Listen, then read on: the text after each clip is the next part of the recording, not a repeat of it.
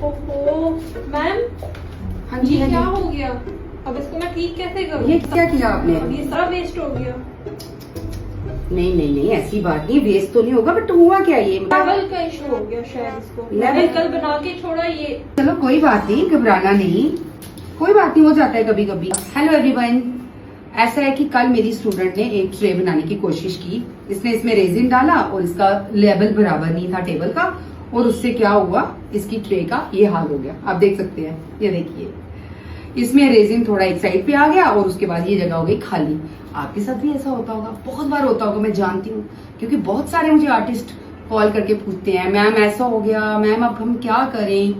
तो फाइनली मैं आपको बताती हूँ कि जब भी कभी ऐसे हो जाए, बिल्कुल घबराना नहीं है, आपने बिल्कुल रिलैक्स होना है, और मैं आपको बताऊंगी आपने क्या करना है। अगर आप जानना चाहते हो तो जल्दी से मुझे कमेंट बॉक्स में यस लिखिए, तो मैं जल्दी से आपको बताती हूँ।